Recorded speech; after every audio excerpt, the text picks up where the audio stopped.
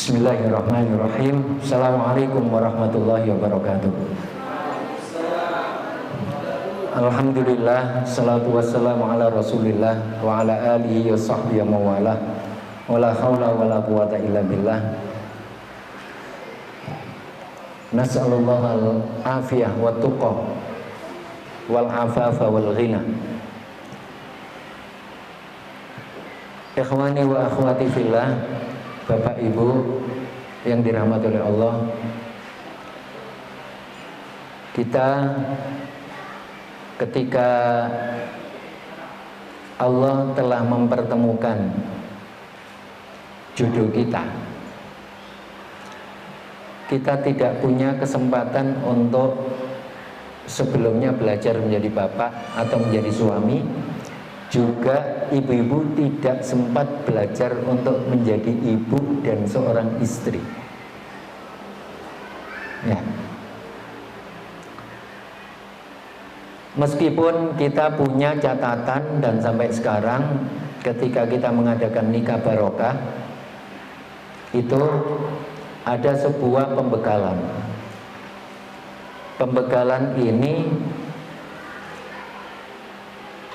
ketika awal kita melangkah di Hidayatullah, wabil khusus untuk Jawa, Bali, dan Nusa Tenggara, itu terhenti di kali yang ketiga. Ya, di kali yang ketiga itu berarti pada pernikahan barokah atau pernikahan mubarak tahun 1996. Itu yang ketiga. Kemudian baru muncul lagi tahun 2000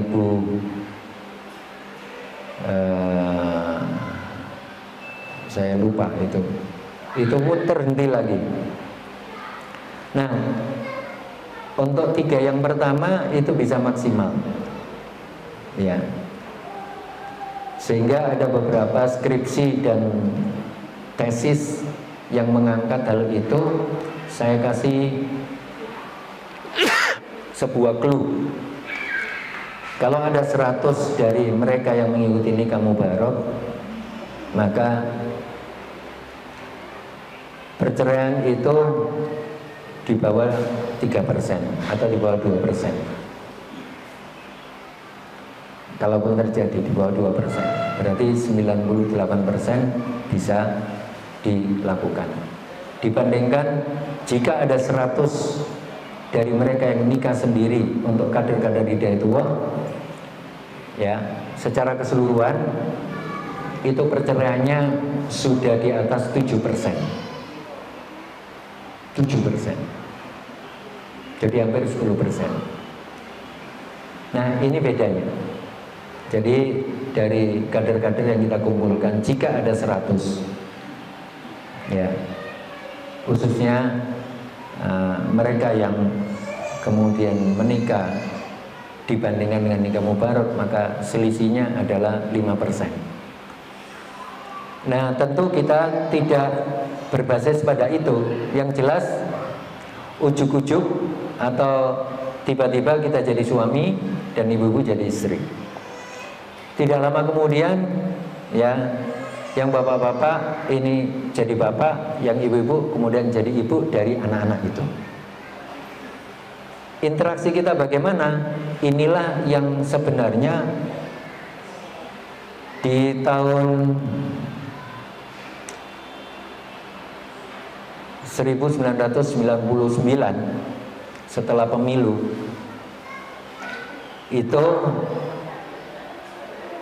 pas setelah itu tahun 2000 kita gagas supaya ada sebuah usra, ya, sebuah bukan dauro tetapi halaqah usra yang diikuti oleh semua yang sudah punya pasangan hidup alias suami istri. Waktu itu kita mulai di Surabaya dengan membicarakan topik pembicaraan bagaimana anak kita. Ya, bagaimana anak-anak kita? Tentu di situ karena kita punya visi dan misi ke depan tentang peradaban. Peradaban itu sebenarnya adalah penerapan syariat Allah di kampus, di tempat kita ada. Ya, itu yang penting. Karena yang penting di situ. Ya. Baru kemudian didukung oleh fasilitas yang kita miliki, ya rumah, ya masjid, ya masjid, ya rumah, ya gedung-gedung yang lain. Itu peradaban yang kita bangun adalah pada sisi manusia. Ya.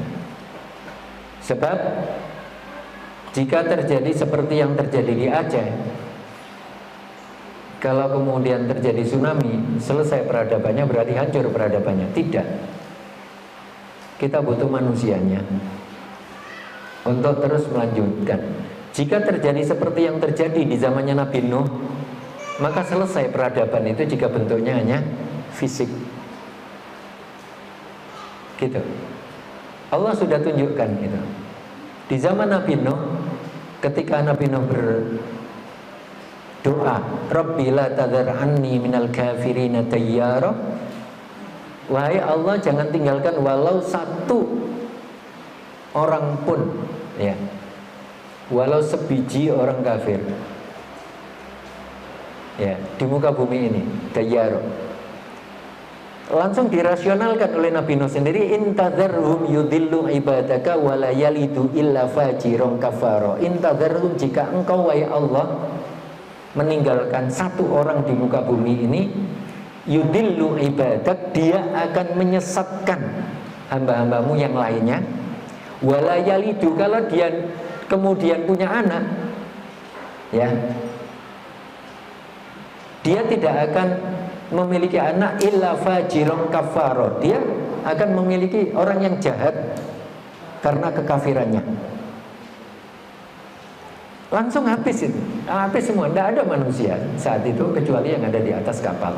Jika peradaban itu dibangun atas sebuah fisik, bangunan atau monumental yang diberikan, selesai peradaban ini. Tapi peradaban manusia tidak selesai di situ, karena manusia di atas perahunya Nabi Nuh. Inilah yang kemudian kita juga demikian. Bukan mengecilkan sebuah bangunan, tidak, karena kita juga butuh rumah. Makanya rumah itu disebut baitun. Baitun itu makanul mabit, tempatnya kita untuk bermalam. Sebab siang ngelayap. Ya, ngelayap itu artinya berjalan di muka bumi, ya. Inna laka fin nahari sabhan tawila. Begitu. Nah, sekarang kita mulai dulu.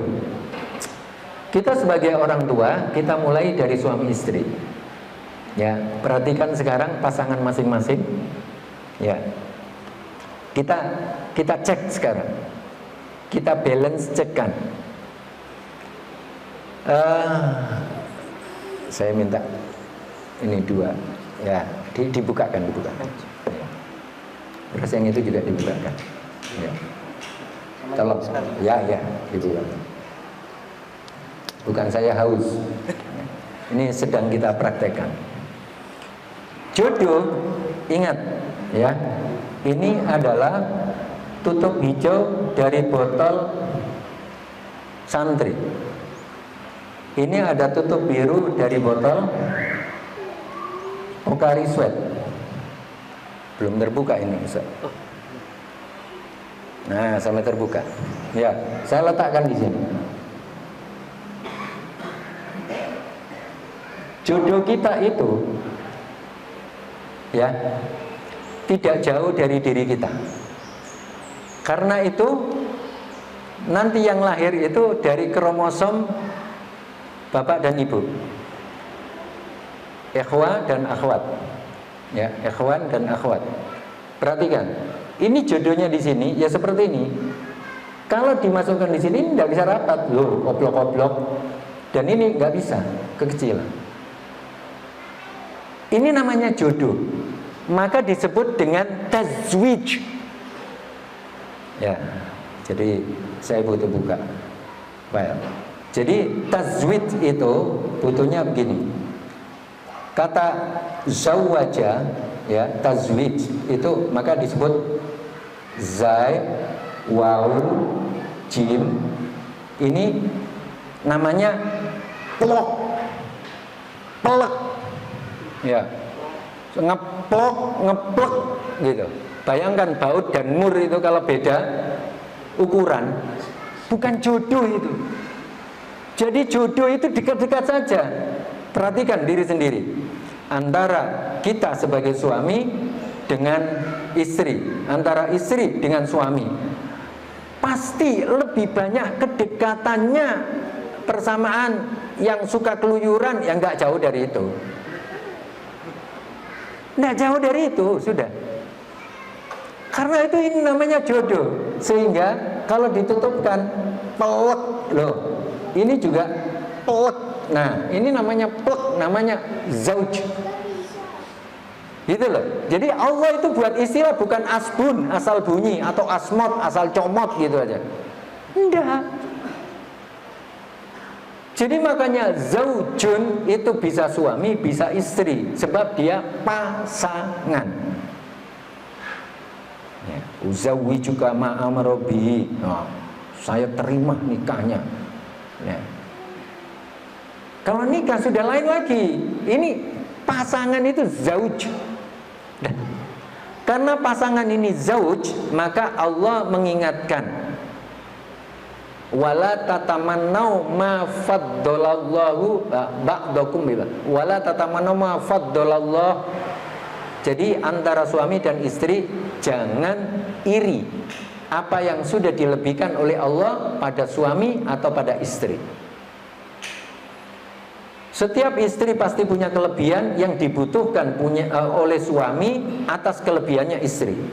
Dan setiap suami itu dibutuhkan kelebihannya suami oleh istri.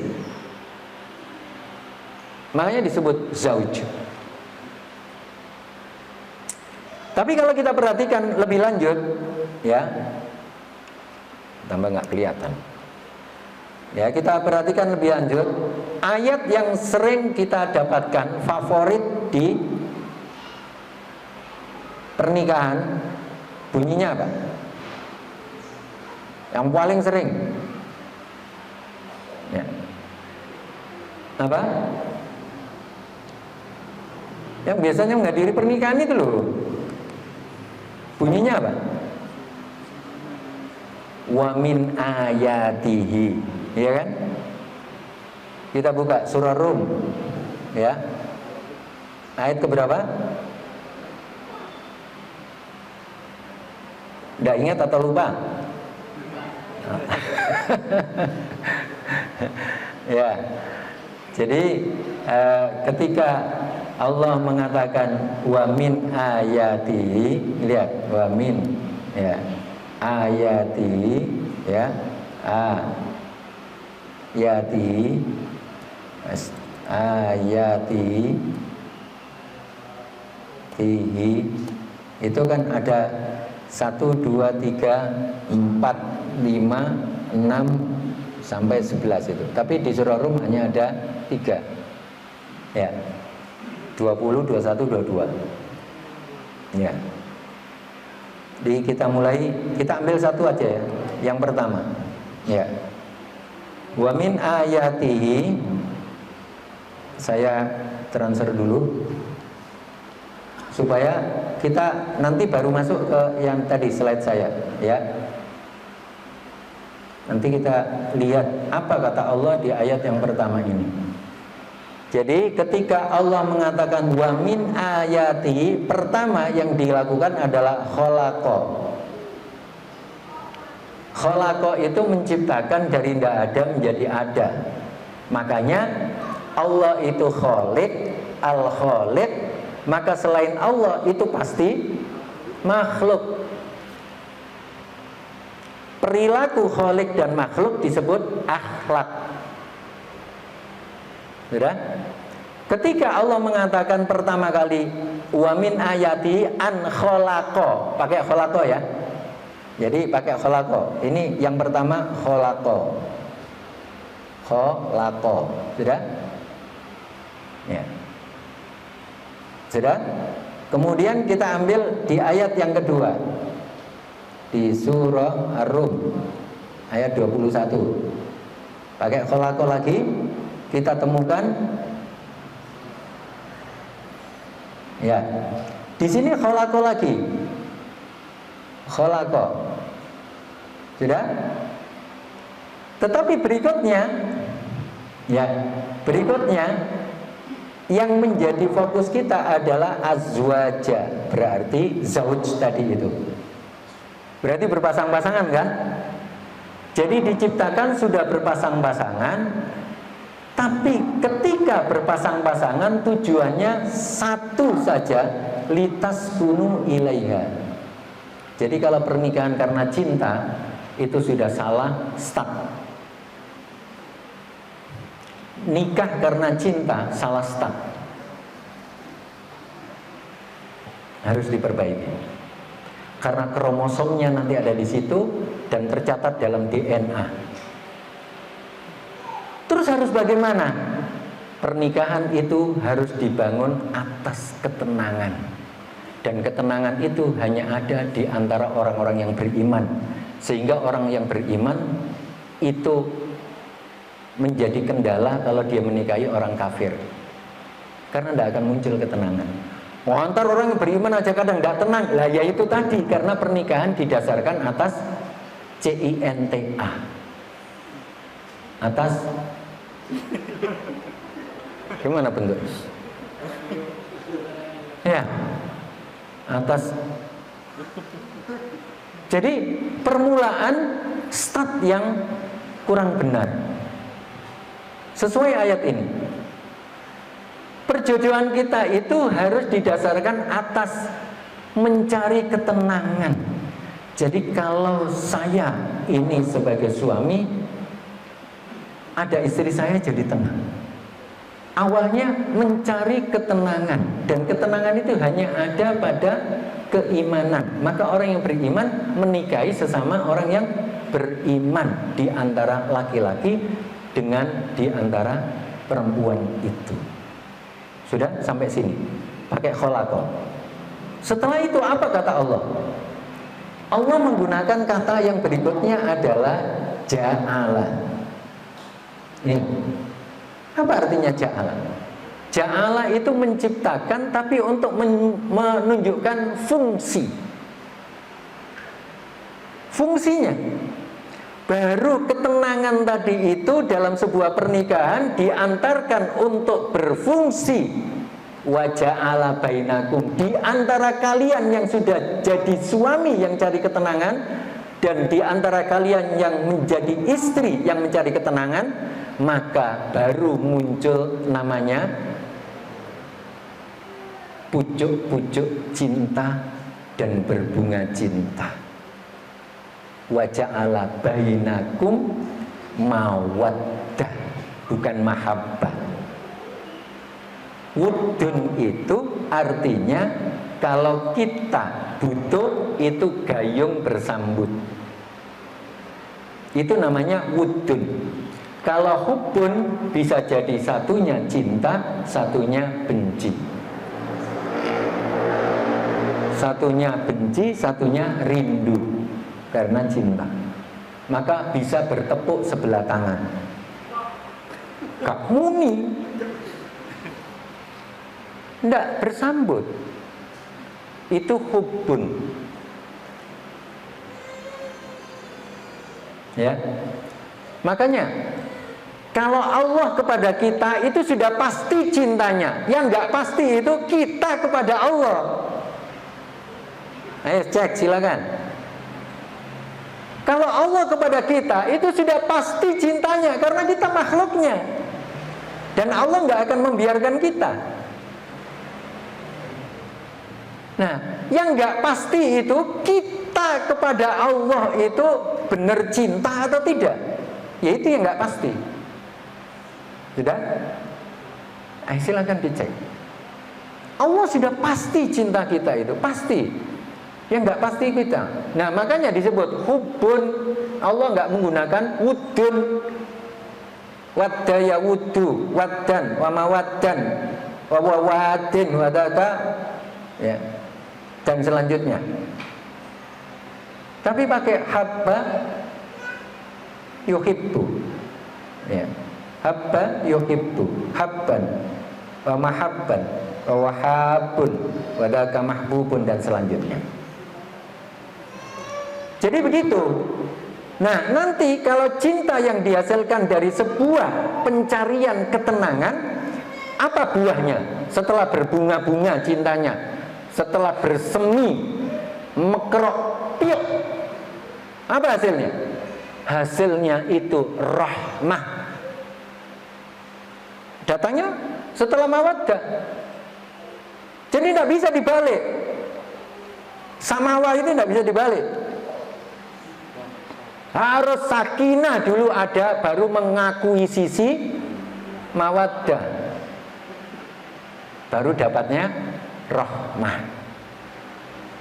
Gitu loh, struktur ini bukan asdun loh. Ayat 21 itu karena mengikuti ayat sebelumnya. Allah sudah mengatakan khalaqa, ya, prosesnya min turab, sama-sama semuanya dari debu. Setelah itu jadi, masya Allah, tidak ada yang sama.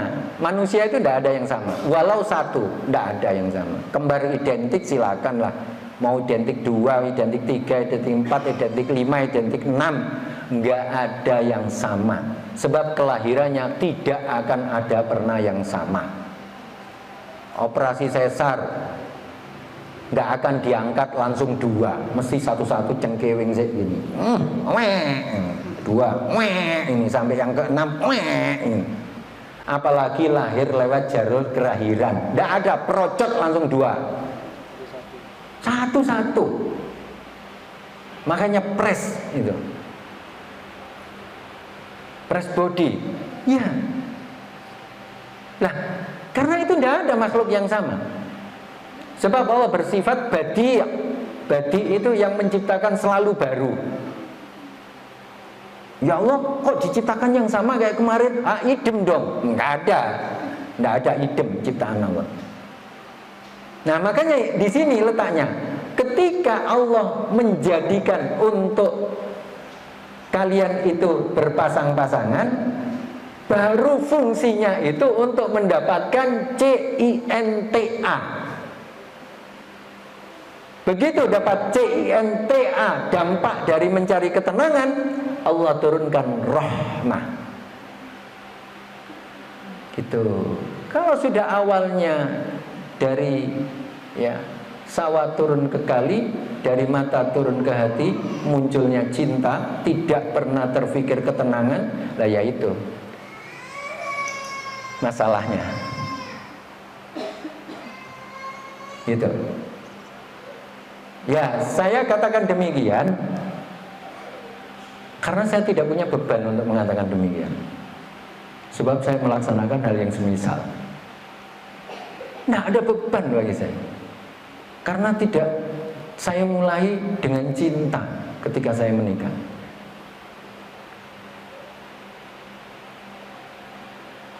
Ya, pertemuan ketiga langsung qabil tu nikah, bagaimana kemudian dimulai dari cinta. Jadi posisinya saya tidak punya beban untuk mengatakan demikian, dan saya ingin menyebarkan hal ini kepada semuanya. Karena konsep yang ada begitu di surah Ar-Rum. Ya. Jadi urut-urutan itu posisinya ada jelas sendiri, karena mawaddah warahmah itu datangnya setelah khalaqa. Dan Allah menggunakan ja'ala. Dan ini di dalam linguistik atau lugawiyat itu dibahas secara spesifik. Karena Allah menciptakan itu tidak hanya kata khalaqa, ada khalaqa, ja'ala, bada'a, nasya'a, sawwara, kawwana, fatara. Semuanya menciptakan, karena bahasa kita tidak ada lagi kecuali menciptakan. Ya tidak ada. Oh, ja'ala menjadikan, Pak. Iya, itu mirip-mirip aja. Idiomatik, tapi di Al-Quran tidak ada idiomatik. Yang ada satu kata berfungsi ya di kata itu. Kalau Allah menggunakan kata lain tapi bahasa Indonesianya sama, itu bukan idiomatik. Ya, gitu. Nah, dari sini kita tahu di ujungnya apa? Inna fi dzalika laayat liqaumi yatafakkarun. Kalau mau berpikir ya di sini. Nah, disinilah kemudian kita mulai berpikir. Apa yang terjadi setelah kemudian kita jadi orang tua? Anak lahir, owek 1, owek 2, owek 3, owek 4, sampai owek. Ini yang keberapa? Yang ke-19. Sampai saya penasaran. Dan kemudian alhamdulillah, mudah-mudahan sebelum saya meninggal, saya sudah banyak menolong istri-istri yang ketika melahirkan tanpa harus bersusah payah sakit, sehingga ingin melahirkan lagi dan melahirkan lagi. Tinggal bapak-bapak bertanggung jawab enggak gitu. Karena saya ingin pengalaman pertama jangan sampai kemudian wis kapok loro kabeh hamil itu. Karena anak-anak milenial itu begitu. Padahal kita butuh generasi berikutnya, generasi berikutnya, generasi berikutnya. Gitu. Jadi sampai saya sebelum menikah itu memang sudah biasa untuk mendampingi ibu-ibu muda. Ya, meskipun bukan untuk saya jadikan sebagai istri. Karena waktu itu saya bujang.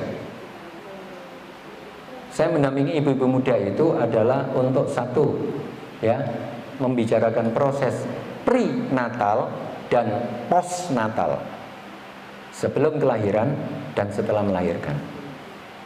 Setelah melahirkan, saya masih harus mendampingi untuk membicarakan tentang proses tumbuh kembang anak. Baru setelah itu saya menikah dan jadi suami, kemudian jadi bapak. Rasanya ya sama, lebih deg-degan anak sendiri daripada anak orang lain. Mendampingi anak sendiri, deg-degan. Mendampingi istri sendiri, deg-degan tambah. Engkau sido dadi apa? Dadi sido. Itu luar biasa. Tapi kemudian hal inilah yang kemudian saya turunkan atau kita turunkan untuk kita telaah. Ya. Kalau kita sebagai pendidik dan orang tua harus bersikap apa? Ya. Dari fase ke fase, dari kelahiran hari pertama hingga dewasa. Ya. Karena itu sikap yang paling penting bagi kita adalah yang pertama, ini adalah struktur. Ya, struktur. Sekarang kalau kita tidak mengerti struktur ini, maka jadi ngawur nanti. Kita orang tua, itu kapan kita menjadi manajer, kapan kita menjadi supervisor, ya, kapan kita menjadi advisor, kapan kita jadi partner. Ada sendiri. Kita jadi manajer ketika anak kita lahir 0 tahun, 0 hari. Hari pertama maksud saya, belum lengkap 24 jam, sampai dia balik, itu orang tua menjadi manajer, semuanya diatur. Kalau ada anak sebelum balik itu orang tuanya tidak ngatur, itu beban baginya di hadapan Allah. Kalau dia mengatur sejak lahir sampai balik, terus diatur sedemikian rupa untuk menghasilkan sikap-sikap berikutnya, maka itu jadi tabungan bagi orang tua.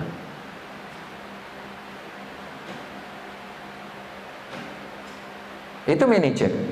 Lalu kapan jadi supervisor? Orang tua itu akan menjadi supervisor, ya, atau pengawas saja. Itu ketika anak itu usianya sudah balik, yang perempuan sudah head, yang laki-laki sudah mimpi basah, maka sejak itu berubah kedudukan dari pengatur menjadi pengawas. Jadi diawasi apakah sebelumnya yang sudah dibekali itu berfungsi atau tidak. Begitu. Sampai kapan? Sampai dia menikah. Udah balik sampai menikah, maka jadi pengawas orang tua itu. Kalau sudah menikah seperti kita ini, jika kita ini nanti sudah punya mantu, maka kita merubah lagi diri kita sebagai orang tua untuk menjadi penasehat, jangan ikut campur. Ayo coba rasakan sekarang, ketika kita menjadi suami atau istri dalam rumah tangga, masih dicampuri oleh orang tua, enak enggak itu? Pakai baju aja, nah jangan pakai baju itu, pakai ini aja lah gitu. Baju aja diatur lagi orang tua. Ayo. Terus kapan dewasanya? Makanya ada orang yang sudah punya anak tapi pikirannya nggak dewasa-dewasa gara-gara sikap orang tuanya. Udah punya anak loh, pikirannya nggak dewasa. Hasil apa itu? Hasil didikan dari awal sentuhan orang tua. Gitu. Nah, ketika sudah anak kita itu menikah, ya, sampai anak kita nanti punya mantu. Jadi kita orang tua sudah punya mantu, anak kita juga sudah punya mantu. Maka jika sudah sama-sama punya mantu, saat itulah kita dan orang tua kita orang tua dan anak kita itu menjadi saling mendampingi, namanya berpartner. Gitu. Jadi kalau dari antara kita ini yang sudah punya mantu dan orang tuanya masih hidup, maka itu harus berpartner. Apa isinya berpartner? Berpartner itu masing-masing dari anak dan orang tua dan anak itu saling mengantarkan siapa yang duluan pergi dan membawa apa. Gitu loh. Jadi bukan ketika anak sudah punya mantu maka orang tua jadi kepala sekolah, wali kelas, guru apa? Guru bidang studi, ya tukang kebun, ya apa lagi? Bukan itu, dia TO nyateti hari ini makan apa, ini sakit minum obat apa. Jadi tidak begitu. Ini anak-anak milenial itu yang jadi orang tua begitu. Akhirnya orang tua pun harus mengambil peran kemilenialan itu dengan cara yang tidak seksama, tidak saling mengantarkan. Moro-moro loh, innalillahi. Terus kita antarkan apa orang tua kita? Terus kita orang tua sudah mengantarkan apa ketika anak itu seusia orang yang sudah punya mantu? Lah itu terakhir. Nah bagaimana kemudian runutannya kita akan bersama-sama mengambil sikap. Apa yang kita lakukan ketika kita punya anak umur 0 sampai 2 tahun? Nah perhatikan, anak itu sudah kita perdengarkan apa dan sudah kita perlihatkan apa. Itulah sentuhan. Jadi sentuhan itu bukan disentuh begini, sudah anak saya sudah saya sentuh, gendong macam-macam itu. Gitu. Ya. Ada seorang yang mau dijadikan gubernur. Waktu itu di zaman sahabat Umar ibn al-Khattab, seingat saya mau diangkat menjadi gubernur Basra. Basra apa Syam? Saya lupa di situ.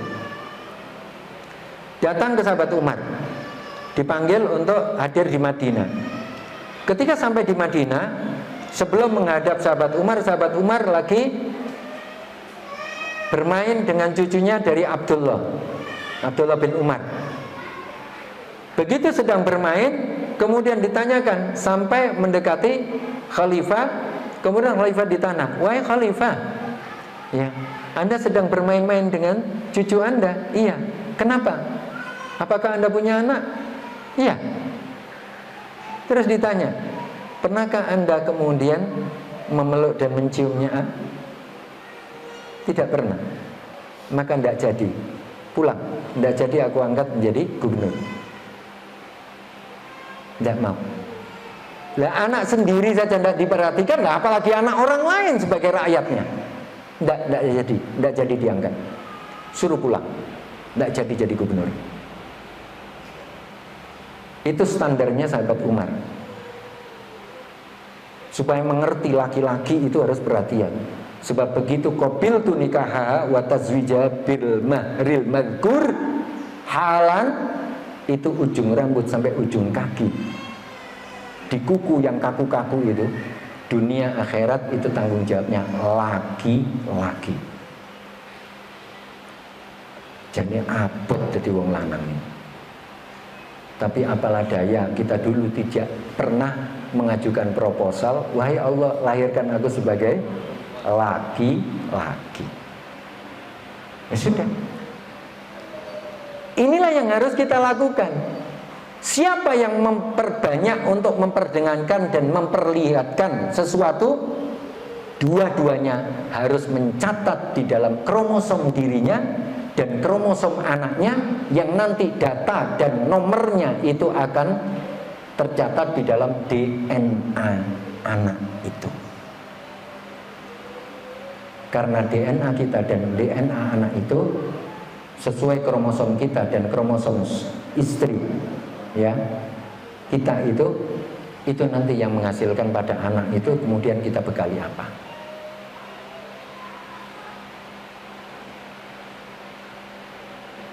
Itu yang nanti ada di dalam satu. Jika dia mendengar, akan disimpan, akan ditangkap oleh pendengaran anak-anak itu yang ada di lobus temporal dia. Ada dua, di kanan dan di kiri. Dan dari situ kemudian akan disimpan di frontal, di jidatnya. Lobus frontal ini akan menyimpan. Setelah itu akan dialirkan di dalam hard disk kita yang namanya neokortex. Apa yang kita perlihatkan itu tidak bisa langsung setelah lahir, tapi nunggu beberapa saat berfungsinya retina. Karena anak baru lahir itu yang berfungsi pertama kali pendengaran. Maka jangan sekali-kali kemudian anak yang ke-6 itu laki-laki semuanya, begitu anak ke-6 lahir, "Sus, apa sus? Anak saya." "Lanang." "Lanang maneh." Jangan sekali-kali kata pertama didengar anak itu lanang maneh, koyok-koyok kehadirannya tidak dikehendaki. Ucapan seperti itu tidak dikehendaki oleh anak, tapi yang kita kehendaki dan yang dikehendaki oleh anak itu adalah ucapan yang bisa membesarkan hatinya. Perhatikan Rasulullah ketika pertama kali diberitahukan, "Ya Rasulullah, anak tetangga kita yang sebelahnya masjid itu anak Yahudi lahir." Rasulullah dengan mimik yang sumringah lalu mengatakan, "Semoga Allah menetapkan fitrahnya hingga dia dewasa." Gitu. Nah, padahal anak Yahudi itu, anak Yahudi itu. Nah, begitulah pada proses yang terbangun di antara kita. Nanti kalau ada istri sedang diketahui positif hamil sebagai perjuangan garis 2, bukan kampanye ini, ya, bukan kampanye, ya. Jadi ketika istri sudah memperjuangkan untuk mendapatkan garis 2 dan dapat, maka sang suami harus bisa mengantarkan jiwanya untuk tidak sampai tertekan. Sebab kalau tertekan, inilah permasalahan pertama yang dihadapi oleh janin. Karena Allah sudah mengingatkan, ya, dari nutfah menjadi mudghah, dari mudghah menjadi alaqah, dan dari alaqah fakasawnal idhama lahma. Ini kalau kita pelajari, pelajaran ini akan menjadi struktur. Yang penting, kenapa kok tidak boleh tertekan? Karena tertekannya jiwa itu akan mempengaruhi di dalam konteks yang ada di dalam rahim. Rahim itu ditempeli oleh benih tadi itu, maka disitulah akan mengaliri satu getaran-getaran yang akan mempengaruhi pembelahan sel. Trep. Pembelahan sel yang tidak maksimal akan terjadi permasalahan tubuh secara fisik maupun permasalahan berpengaruh kepada psikis postnatal setelah kelahiran. Itulah yang kita lakukan, termasuk yang saya lakukan ketika ada satu amal soleh. Bahasa lain yang saya gunakan sebagai masalah. Orang itu kalau sudah, aduh ada masalah, berat enggak? Saya ganti.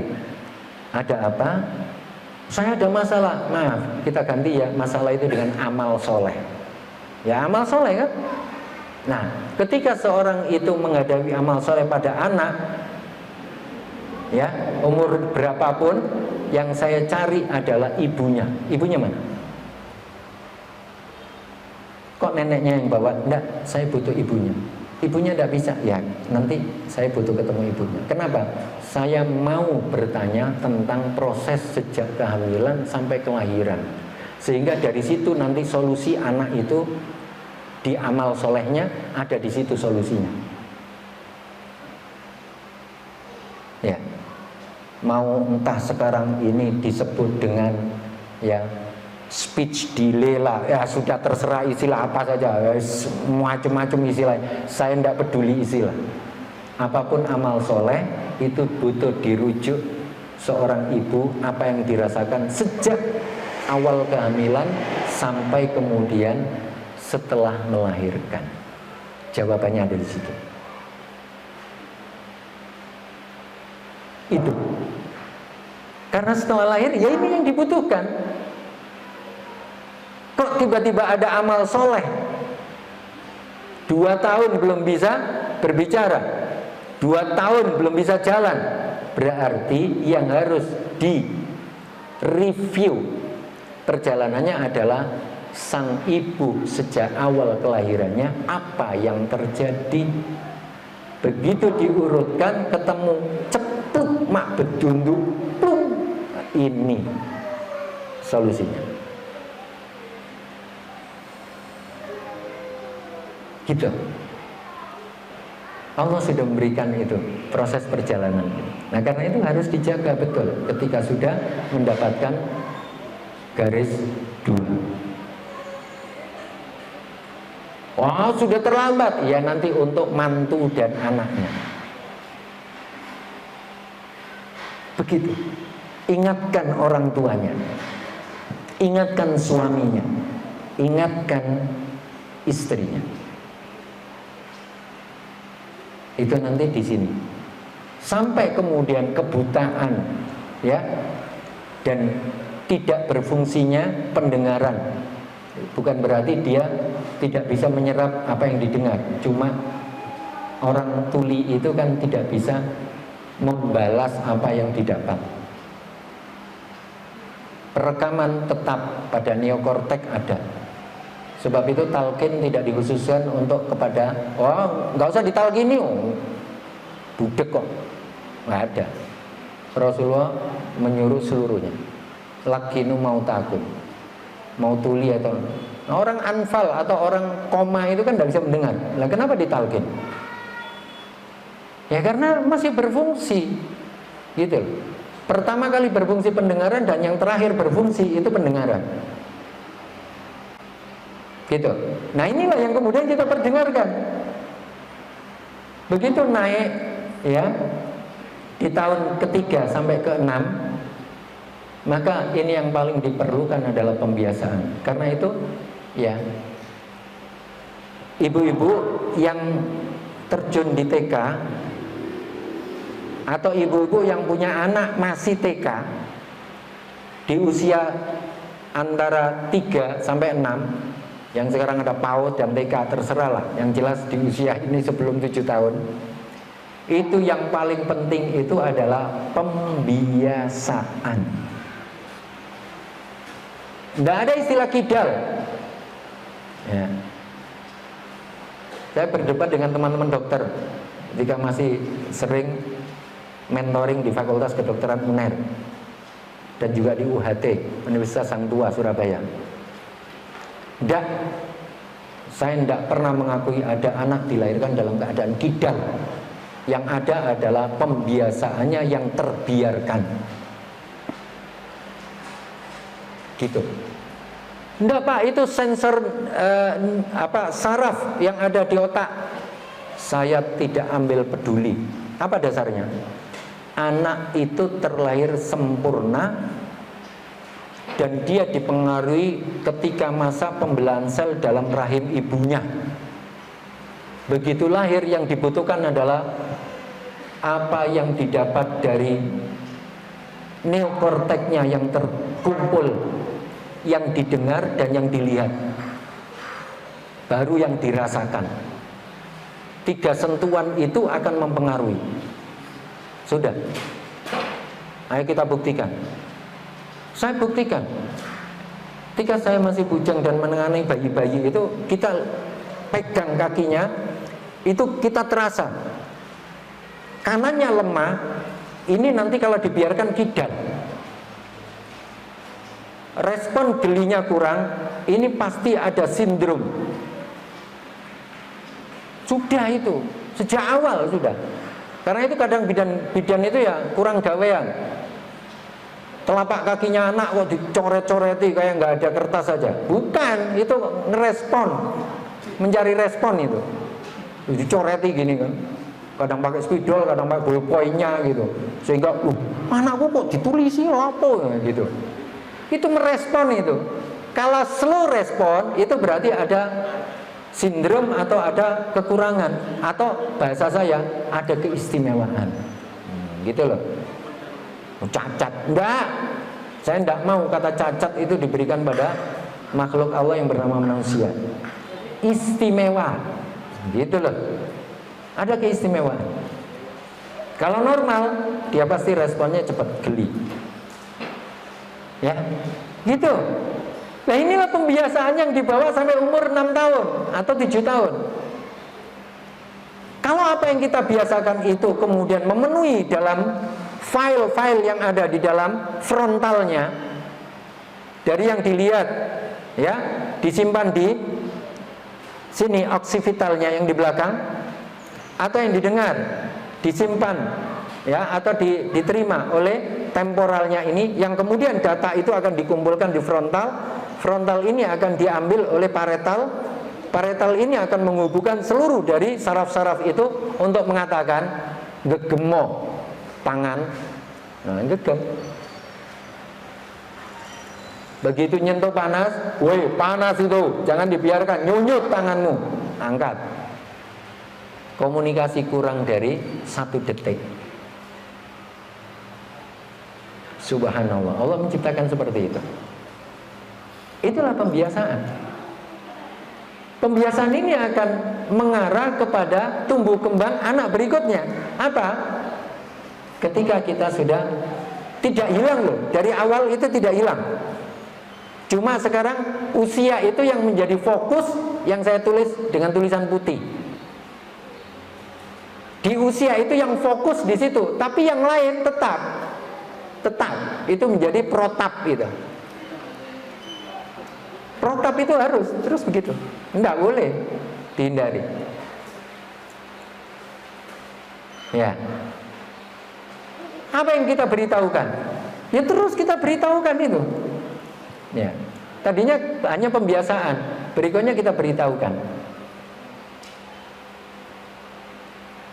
Jadi pemberitahuan itu akan menambah satu apa yang dikatakan oleh Allah, wa 'allama Adamal asma. Memberitahukan tentang isim itu adalah konteks pemberitahuan. Maka anak-anak yang di usia SD kelas 1, kelas 2, kelas 3 itu butuhnya pemberitahuan, belum bisa memahami. Tapi kan di Dignas yang ngajar SD kelas 1 pasti, oh apa TIK-nya? Kalau TIK itu sekarang apa? Kurikulum Merdeka, ya terserah lah, apa saja. Itu memahamkan, anak memahami. Itu saya kalau komentar pret itu, nggak mungkin, gitu loh. Anak seusia itu memahami, nggak mungkin. Walau guru-guru TK juga, anak memahami, nggak ada. Tapi karena itu formalitas yang harus kita lakukan agar nanti bisa keluar sertifikasi atau keluar macam-macam itu, maka harus gunakan bahasa itu. Sebab bahasa Indonesia tidak ada lain kecuali itu. Maka saya gubah tentang pemberitahuan akan dibedakan pada usia berikutnya dengan apa? Pemberian pengertian. Gitu. Jadi sebelum memahami itu ada satu step namanya pemberitahuan. Apa bedanya pemberitahuan dengan pengertian? Contoh, kalau pemberitahuan, nah ini air nah, dalam botol, sudah, itu pemberitahuan. Ya, nanti pengertiannya, ya, air itu kalau dimasukkan dalam botol, ya bentuknya seperti botol. Nanti kalau dimasukkan dalam gelas, ya bentuknya seperti gelas. Itu pengertian sudah. Sehingga memicu, sudah biar aja dia. Ya memang begitu usianya. Lah nanti memahami baru dikatakan, nah ini adalah benda cair. Ya, semua benda cair itu akan membentuk di mana dia berada. Sehingga benda cair itu sifatnya tidak statis. Baru dia memahami. Nah, air di dalamnya di dalamnya ini bukan sekedar air, tapi ada satu senyawa yang masuk dalam air. Ada oksigennya di air ini, juga ada hidrogennya. Itu baru memahami. Dia sudah mulai memahami dasarnya. Benda cair seperti ini, maka akan beda isinya dengan yang sebelahnya. Sudah mulai memahami. Nah, inilah yang kemudian kita antarkan dalam pemahaman. Ya.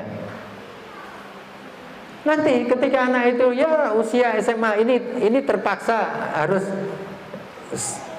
kita bentuk di dalam sebuah kejiwaan yang mengikuti rentap fase di dalam pendidikan.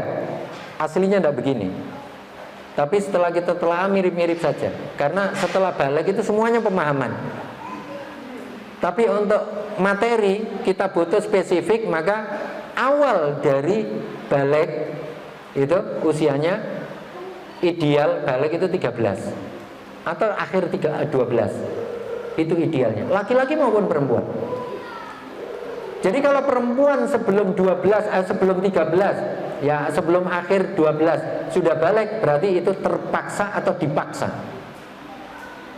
Terpaksa, ya, karena sudah konsumsinya seperti itu dan menekan hormonnya kemudian dipaksa untuk memproduksi. Lalu head. Laki-laki hormonnya tidak bisa memaksa seperti itu. Sehingga tidak ada laki-laki 9 tahun sudah mimpi basah. Sulit untuk kita dapatkan, kecuali istimewa.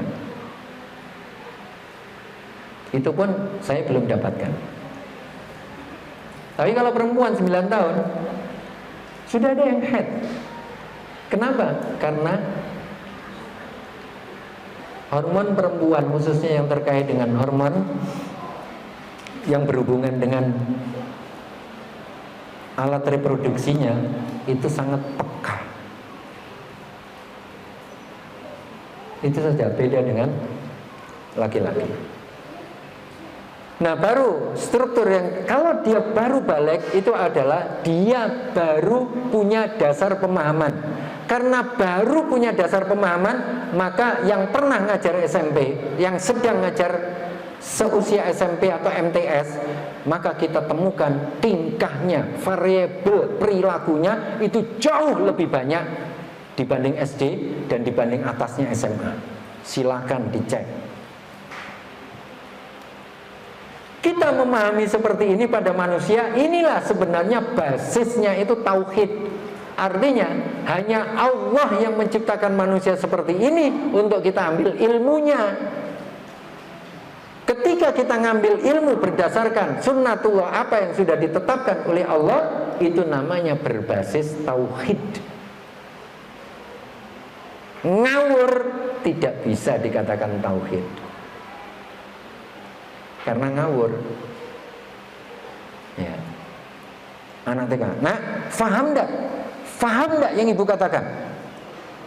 Faham enggak?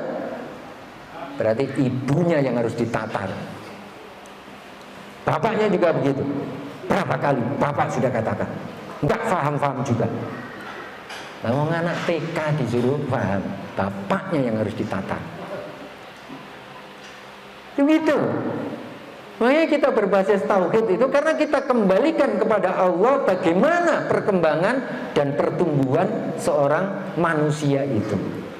Kita kembalikan kepada. Baru setelah dia punya dasar pemahaman, dia akan menguatkan pemahaman itu. Dikuatkan. Ya. Makanya kemudian setelah penguatan pemahaman itu, beda variabel tingkah lakunya itu sudah mulai menyusut dan mengkerucut, atau beberapa itu sudah berkolaborasi di dalam satu yang similar, yang mirip-mirip. Itu usia SMA. Silakan diperhatikan anak-anak MA itu, laki-laki maupun perempuan. Tapi setelah dia masuk di usia 19 tahun, maka dia mulailah yang disebut dengan proses ini, proses yang disebut dengan pengembangan pemahaman sampai usia 40 tahun.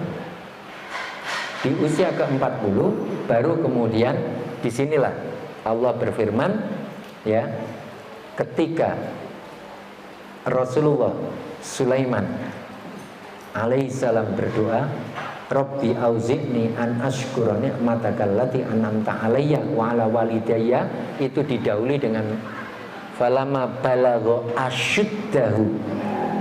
Asyuddahu dalam bahasa itu disebut maturity age. Asyuddahu. Ya. Jadi pada saat dewasa-dewasanya, itu bahasa kita, wa balagha arba'ina sanatan, disebutkan konteks 40 tahun. Itulah paskanya, itu qala rabbi auzi'ni an ashkura ni'mataka allati an'amta alayya wa ala walidayya. Konsep partnernya ada di situ. Ya.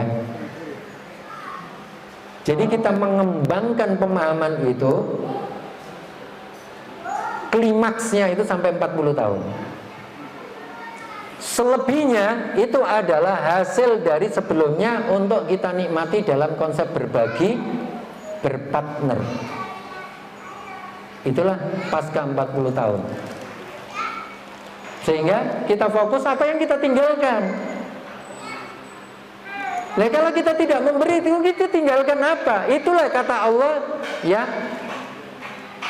Jadi ya ayyuhalladzina amanu, di awal itu perintahnya ada wal yahsyalladzina law taraku min khalfihim dzurriyyatan di'afa. Hendaklah takut meninggalkan keturunan itu dalam keadaan di'afa, lemah. Kalau kita baca Quran terjemahnya, maka kita akan dapatkan sebelum dan sesudahnya itu ayat warisan. Oh, berarti ini tentang ekonomi? Tidak. Karena di ayat itu nyelempet di situ adalah falyattaqillah. Begitu. Ya. Ini secara pendadaran umumnya gitu. Ya, jadi kalau kita lihat kata-kata wal yahsya itu nanti dirujuk di surah An-Nisa, ya. Di surah An-Nisa ayat 9 ini kalau kita transfer lagi, ya,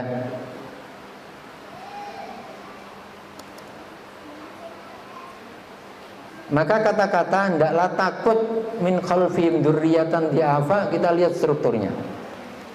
Ya.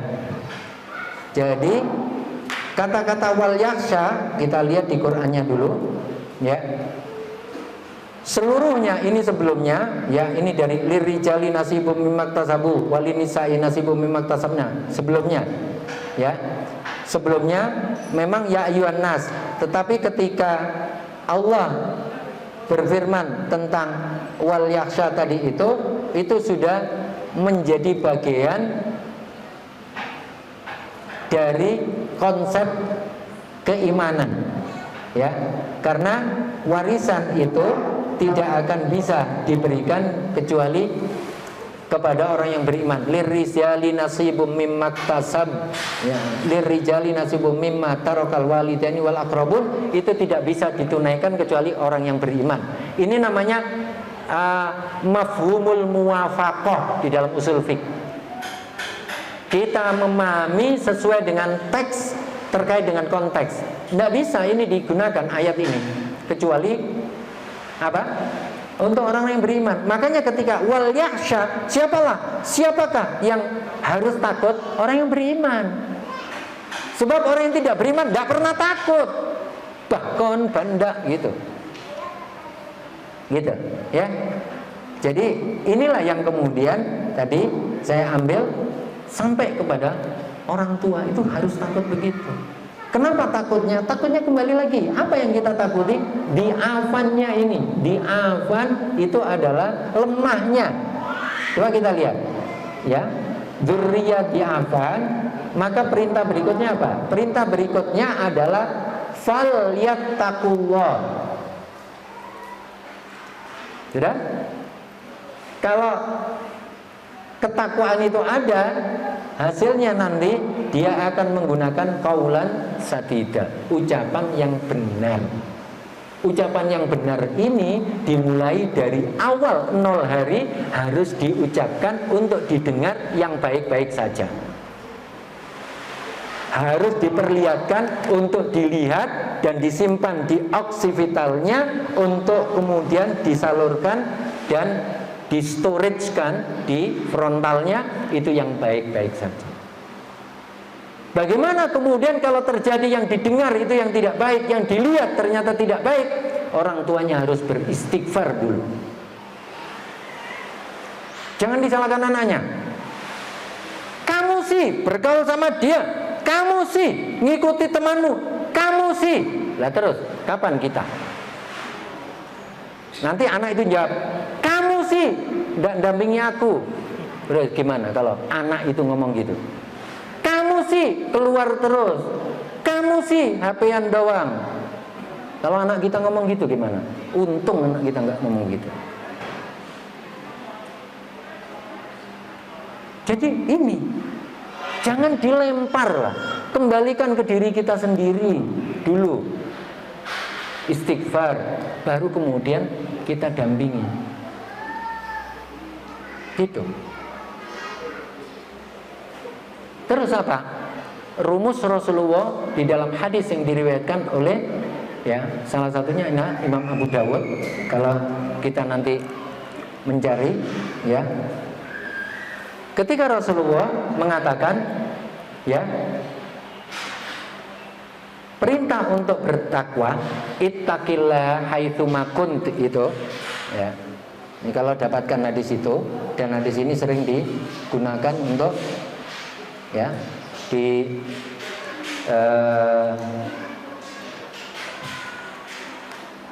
khutbah Jumat ya, biasanya khutbah ittaqillah haitsuma kunta.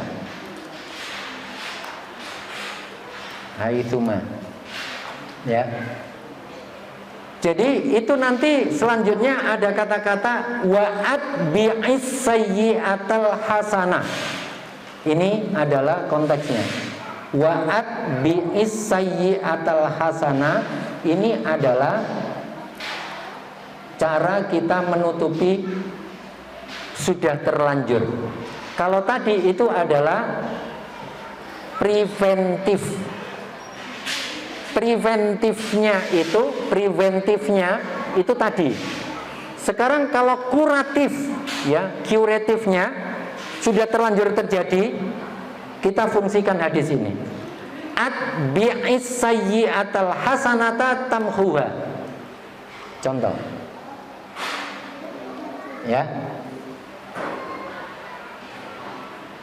Saya buka gini di dekat laptop saya, ini pernah di Bima saya presentasi, pas lali, saya tutup erat, begitu saya gini kan ngocor di laptop saya, selesai presentasinya. Ya, makanya saya tidak mau kejadian untuk yang kedua kali, cukup sekali itu. Ya. Jadi gini, ini contoh keburukan sudah terlanjur terjadi. Bagaimana caranya? Cara Rasulullah atbi'is sayyi'ata al-hasanah. Ini yang buruk, ikuti kebaikan, maka filenya akan tertumpuk. Trep tamhuha. Kelihatan yang hijau? Kelihatan yang hijau? Kalau yang hijau kelihatan berarti paranormal.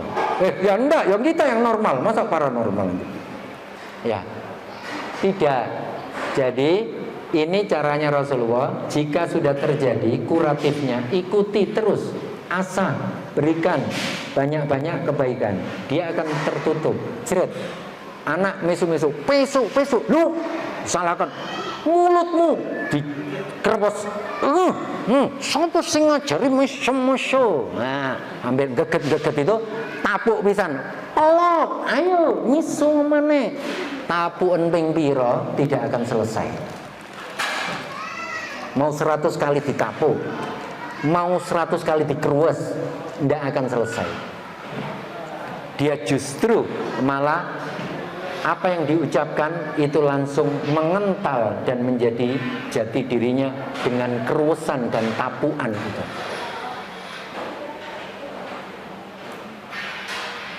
Karena tidak pakai caranya Rasulullah, nggak bertauhid.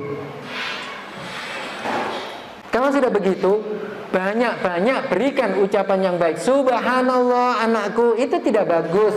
Yang bagus itu kalau kita mengatakan, Masya Allah, la haula wa la quwwata, Allahu Akbar. Itu kalau semakin banyak ketutup.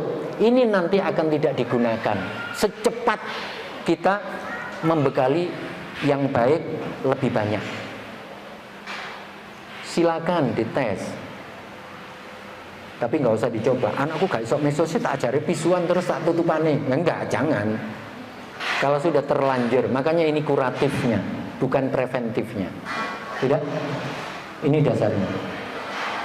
Jadi supaya nanti enggak, wah lo paling itu analogisasinya Saifuddin aja. Enggak. Jadi ketika sistematika wahyu dengan yang diturunkan oleh Allah sedemikian rupa, maka inspirasi kita itu harus dibangun di atas Quran. Inspirasi kita paling tidak mengambil dari apa yang dilakukan atau diucapkan oleh Rasulullah dalam hadis. Paling tidak di situ ada satu figur sahabat yang kita ambil untuk sebagai dasarnya. Baru itu sistematika wahyu betul-betul menjadi bagian dari peradaban Islam yang dibangun di Hidayatullah. Benar itu. Kalau enggak, alas pret aja nih. Ya, sampai marhala wusta, ulia, sampai embuh lah, marhalah embuh wis gitu. Kalau itu tidak dibangun seperti itu, maka hanya formalitas doang, ngentek-ngentek no konsumsi. Ya kan acara itu paling besar anggarannya apa? Konsumsi. Percayalah, dan itu adalah ibu-ibu yang paling pinter ngitungnya. Berapa orang mak? Konsumsinya berapa? Ya, acara anggarannya 10 juta, konsumsinya sudah 2/3 sendiri. Gitu. Ngabis-ngabisan konsumsi, karena apa? Monumental saja. Nah, untuk tidak monumental, karena itu kemudian saat ini saya sampaikan kepada Bapak dan Ibu sekalian, itu bukan monumental. Yang sudah pernah marhala wusta itu harus memikirkan tentang proses pelaksanaan wahyu itu sendiri di dalam bangunan peradaban kita di Hidayatullah sebelum adanya marhala ulya. Yang ini konon saja, desas-desusnya sangat selektif untuk mengikuti marhala ulya. Saya sudah ngetikkan 2100 teks halaman. Itu yang kemudian diterbitkan tulisannya Ustadz Soleh Hasim itu. Itu saya edit dari 1200 halaman itu. Saya ternyata tidak jadi. Sebelumnya itu saya juga sudah mengedit 500-an halaman. Itu bersama Ustadz Alimin itu. Ternyata belum. Nah sekarang sudah ada Dewan Mudzakarah. Nah, aman sudah. Aman saya nggak ikut ngetik-ngetik sudah. Ya sudah ada. Ternyata yang kesangkut terus Ustadz Alimin, ya alhamdulillah sudah. Itu amal solehnya. Ini persiapannya. Tapi yang paling penting bukan itu. Bukan itu yang paling penting. Yang paling penting itu bagaimana ketika kita memahami dan sistem yang ada di dalam akal kita ini menyerap dari apa yang diwahyukan oleh Allah itu sebagai inspirasi utama. Gitu. Sampai yang saya sampaikan ini tadi semua inspirasinya dari Quran.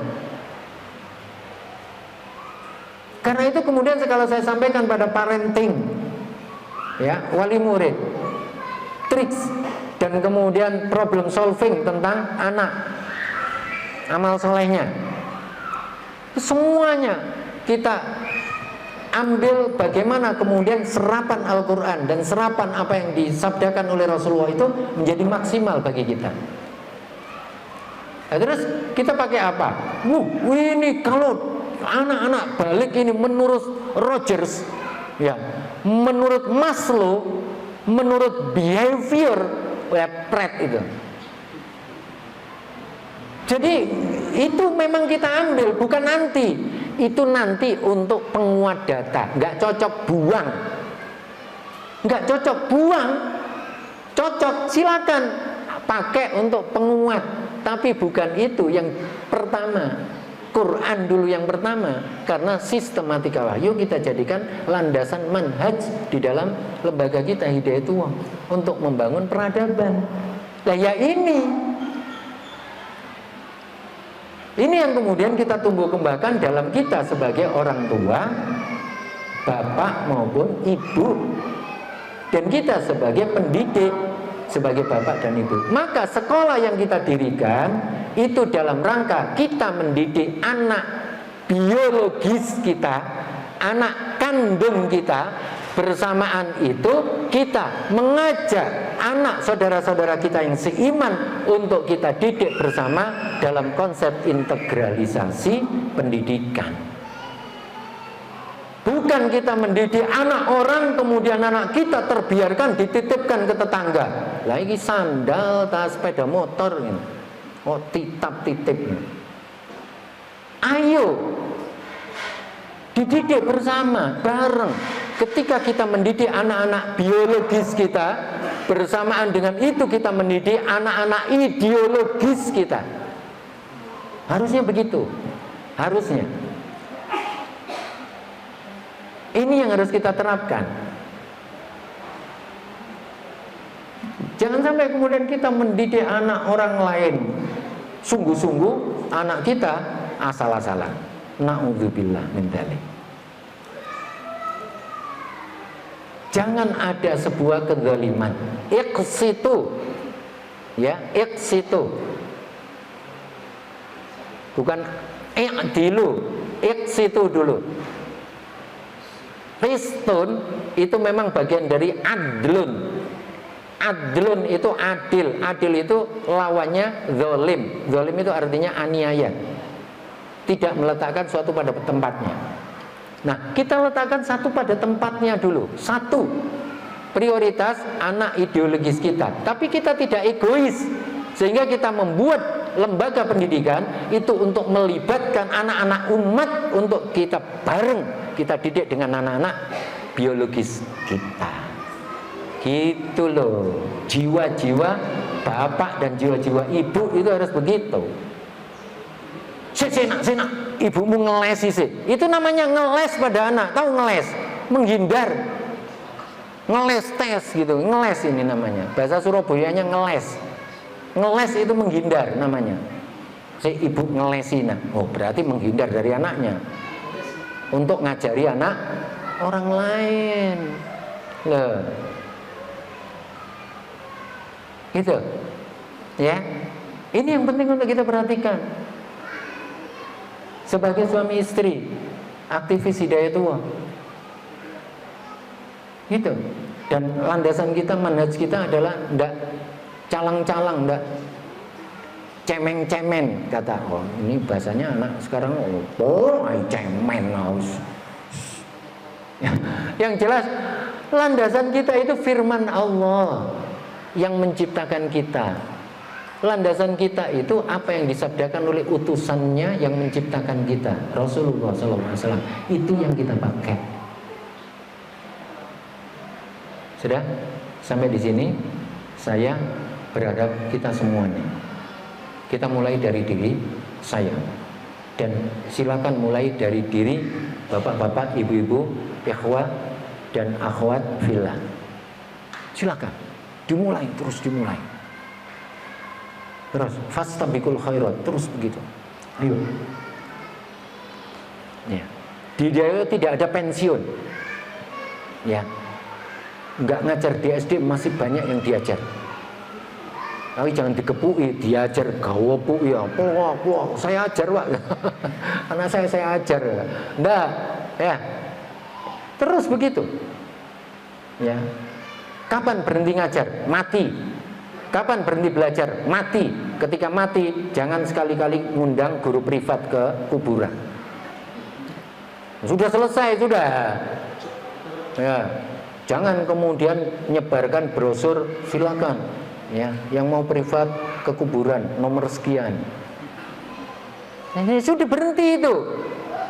Jadi ketika kita mati, berhenti mengajar dan berhenti belajar. Kenapa sih harus belajar dan ngajar? Itu dua sejoli yang tidak bisa dipisahkan. Kalau sudah belajar ya ngajar. Kalau mau ngajar ya belajar. Itu. Jadi orang tua itu harus belajar dan harus ngajar. Harus ngajar dengan belajar. Belajar dari anak, juga belajar dari yang lain. Anak itu adalah materi ajar yang luar biasa. Bayangkan. Awe, minta apa kamu nak? Dikasih makan, si owa-owe. Digendong, si owa-owe. Kan berarti dia ngajari kita untuk paham. Iya kan? Ya. Yang nggak tahan itu apa? Anaknya dibanting. Oh, ya Allah. Saya kalau sudah melihat anak kecil kok dibanting itu, mentolop, yang banting aja bisa. Kalau boleh. Karena nggak boleh, ya nggak boleh. Ya cuma mentolong gitu aja. Gitu. Kalau anak itu menyakiti anak kecil, apalagi si balita kok disakiti, itu bukan anak saya, itu saya kayaknya dendam kalau boleh. Karena tidak boleh, ya sudah saya tidak dendam, cuma geget-geget aja. Gitu toh. Akhirnya geget-geget juga nggak dapat apa-apa. Akhirnya kita doakan. Oh ternyata itu ajarannya Rasulullah, ya doakan saja. Kita intervensi juga itu rumah tangga orang, dan itu dilarang. Ya, ya. bukan karena amar ma'ruf nahi mungkar. Permasalahannya itu kalau kriminal ya kita masuk. Ya. Karena itu kita butuh mengadakan parenting, ya, belajar jadi orang tua, atau mengadakan dengan halaqah usra, ini juga belajar jadi orang tua. Ya begini nih, saya tidak akan bisa berbicara begini ketika saya belum jadi orang tua. Ya, ketika saya jadi orang tua, maka saya belajar dari anak, dan inilah saatnya kita berbagi. Saatnya kita berbagi. Alhamdulillah. Ya, anak saya yang pertama laki-laki, perempuan, laki-laki, perempuan. Ya, 3 sudah kuliah, saya belum mantu. Ya, yang terakhir masih SMA kelas 2. Proses perjalannya penuh catatan dan penuh tantangan, yang saya mengajari anak orang lain, bagaimana saya mengajari anak saya sendiri. Ketika saya mengajari anak saya, bagaimana saya mengajari anak orang lain. Ini tantangan. Nah, inilah kita berbagi dalam sebuah tantangan ini kita berbagi. Baik, saya kira itu. Dan yang paling penting itu adalah harus wal yakhsha tadi itu, hendaklah takut ketika memang di dalam diri kita ada kebiasaan buruk, itu sudah masuk di wilayah kromosom apabila menjadi habit, kebiasaan. Ketika kebiasaan itu ternyata ada keburukan kebiasaan pada anak kita, jangan dibiarkan karena itu masuk di kromosomnya. Nanti dia akan melanjutkan kromosom itu pada keturunannya. Maka ini harus dilepas. Caranya bagaimana? Kembali kepada sabda Rasulullah tadi itu. Wa'at bi'is sayyi'atal hasanah tamhuha. Ya, ikuti yang buruk itu dengan kebaikan akan tertutupi. Wa khaliqin nasa, dan gauli manusia bi khuluqin hasanin, dengan perilaku yang baik. Kromosom akan berganti, kode akan berubah. DNA kita akan muncul dalam catatan. Itulah yang disebut kitabum marqum dalam diri kita. Sebelum kitabum marqum di dalam catatannya Allah yang ada pada Raqib dan Atid. Marqum semuanya ada nomornya itu. Ya. Baik bapak-bapak, ibu-ibu, ikhwani wa akhwati fillah, ini sekilas yang bisa saya sampaikan untuk bekal menjadi orang tua. Dan kita tidak berhenti belajar. Terus kita gali dan kita gali bagaimana memaksimalkan komunikasi, bagaimana memaksimalkan interaksi, bagaimana memaksimalkan sentuhan pada anak itu untuk menghasilkan anak itu punya sebuah rasa terlindungi di rumah. Kalau dia sekolah, mendapatkan perlindungan di sekolah. Jika dua institusi ini sudah kita gabungkan dalam sebuah integralisasi institusi, maka dia keluar ke masyarakat, dia sudah punya independensi. Independensi itu adalah kemandirian dia untuk tidak gampang terpengaruh, tapi dia mampu untuk mempengaruhi. Itulah dua institusi yang kita gabungkan menjadi integral. Sekolah kita jadi sekolah integral, mempersiapkan anak kita, anak didik kita untuk terjun ke masyarakat dengan dua bekal tadi. Bekal yang diberi dalam keluarga dan bekal yang diberi dalam sekolah. Sekolah adalah interaksi sosial secara komunal, dibuat bilateral dalam kondisi tertentu. Waktunya sangat terbatas, lebih sedikit. Sementara keluarga, interaksi sosial mikro, tapi itu berlaku intensitasnya lama, dan di situ ada satu wibawa keaslian dari anak itu. Inilah yang harus kita munculkan agar anak itu akan berlindung kembalinya kepada kita, bapak dan ibu. Jangan lari ke tetangga, jangan lari ke temannya. Itulah narkoba. Hati-hati, jangan hilang kewibawaan kita itu dari anak, sebab anak akan terjangkit narkoba. Bukan konsumsi heroin, enggak, tapi pikirannya sudah hilang dari kita. Hilang pikiran itu namanya khamar. Kalau hilang pikiran dia dari kita, ya narkoba itu. Gitu loh. Orang tua sudah nggak dipedulikan. Nah, kenapa? Kembali lagi, pembiasaannya apa? Gitu loh. Kalau sudah kita lakukan, ya kita tawakal Allah, selesai urusan.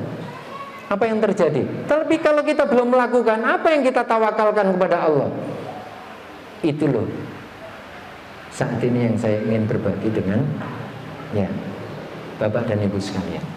Saya kira demikian untuk yang bisa saya lakukan dalam memaparkan ini.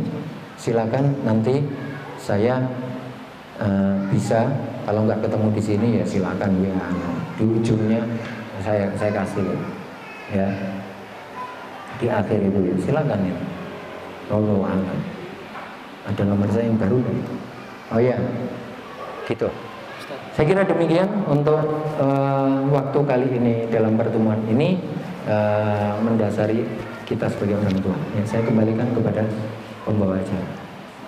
Ya, silakan. Langsung sekalian minta tolong tutup dengan doa. Oh gitu. Ya, kita bincang-bincang kita mungkin lebih gayeng dan lebih langgeng kalau kita di luar majelis ini ya, karena itu majelis ini kita tutup dulu, setelah itu baru kita komunikasi ya.